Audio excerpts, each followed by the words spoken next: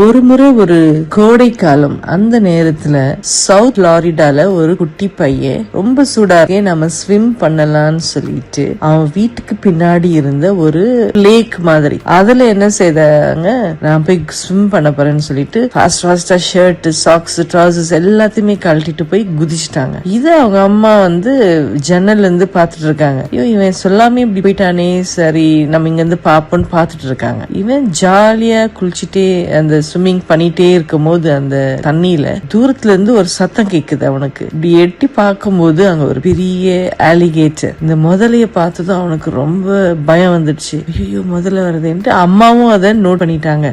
அம்மா இங்க இருந்து ஓடுறாங்க. இது கொஞ்ச தூரம் தான், வீட்டுக்கு பின்னாடி தான் இது. சோ ஓடி அந்த கரையில நின்னு மகனை கூப்பிட்டு வந்துருப்பா, திரும்பி வான்றாங்க. இவன் அப்படியே ஒரு யூ டர்ன் எடுத்து திரும்பி வர்றதுக்குள்ள நமக்கு எல்லாருக்குமே தெரியும் ஆலிகேட்டர் எல்லாம் ரொம்ப எவ்வளவு பவர்ஃபுல்லுன்னு. அது ரொம்ப ஸ்பீடா அவன் காலை அப்படியே கிராப் பண்ணிடுச்சு. அவங்க அம்மா எவ்வளவு ட்ரை பண்ணாங்க அவனை புல் பண்றதுக்கு. அவன் கைய புடிச்சிட்டு அப்படியே டைட்டா புடிச்சிட்டு இழுக்கிறாங்க. ஆனா அவங்களுடைய ரொம்ப ஸ்ட்ராங்கா அந்த அலிகேட்டர் அவன் காலை புடிச்சு இழுக்குது. ஒரு பக்கம் அவன் கால் இழுக்குது, ஒரு பக்கம் அவன் கை இழுக்குது. அவங்க அம்மா ஆனாலும் என்ன செய்யல, விட்டு கொடுக்கல. அவங்க ஃபுல் எனர்ஜி, ஃபுல் ஸ்ட்ரென்த்த போட்டு அவனை அப்படியே இழுக்கிறாங்க. இழுத்தப்ப அந்த வழியா ஒரு ஆளு டிராக்டர்ல போயிட்டு என்னடா இது சத்தம் கேக்குதுன்னு பாத்துட்டு அவர் கையில அந்த நேரத்துல ஒரு கன் இருந்தது. அந்த கன்னை வச்சு அந்த அலிகேட்டர் அப்படியே ஷூட் பண்ணிட்டு அந்த பையனை காப்பாத்துறாரு. என்னதான் அந்த பையனை காப்பாத்தினாலும் அந்த கால் அவனுக்கு ரொம்ப டேமேஜ் ஆயிடுச்சு. கொஞ்ச நாளா ஹாஸ்பிட்டல் அட்மிட் ஆகி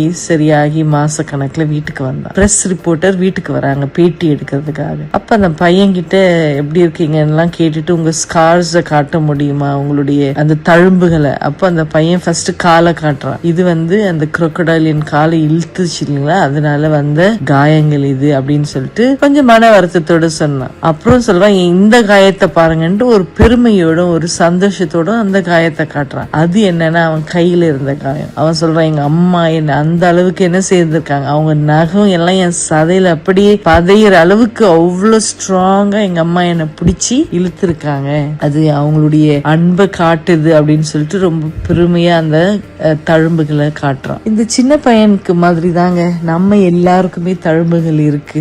அந்த தழும்பு ஒரு முதலை crocodile வந்தது கிடையாது. நம்மளுடைய பாஸ்ட் காயங்கள் யார் மூலமாவது காயம் பட்டிருக்கலாம், இல்ல நம்மளாலே அந்த காயங்கள் நம்ம வாங்கி இருக்கலாம். ஆனா சில காயங்கள் நமக்கு இருக்கு இல்லைங்களா, அது கடவுளால வந்த காயங்கள். அவர் நம்ம காப்பாத்துறதுக்காக அவர் நம்மள அப்படியே ஸ்ட்ராங்கா என்ன செய்யறாரு, பிடிச்சதுனால வந்த காயங்கள் இருக்கு. நீங்க இந்த கதையில இருந்து என்ன பாக்குறீங்கன்னா, அந்த தாய் எப்படி அந்த பையனை காப்பாத்துக்காக கஷ்டப்பட்டாங்க. பைபிள்ல ஒரு வசனம் இருக்கு, தாய் தன் பாலகனை மறந்தாலும் நான் உன்னை மறவேன். தாய் அவங்களுடைய குழந்தையை மறக்கிறது ரொம்ப ரொம்ப கஷ்டம், ரொம்ப ரேர். அப்படிப்பட்ட தாயை மறந்தாலும் நான் உன்னை மறவேன் என்று ஏசப்பா என்ன சொல்றாரு. இந்த வசனத்தை மனசுல வச்சுக்கோங்க. கண்டிப்பா தேவன் உங்களை மறக்க மாட்டார், உங்களை சந்திப்பார், உங்கள் தேவைகளை சந்திப்பார், உங்களுக்கு என்ன வேண்டுதலோ அதை கேட்பார். அந்த சந்தோஷத்தோடும் சமாதானத்தோடும் நீங்க எல்லாரும் படுக்க போங்க. காலையில எழுந்துப்போம். Good night.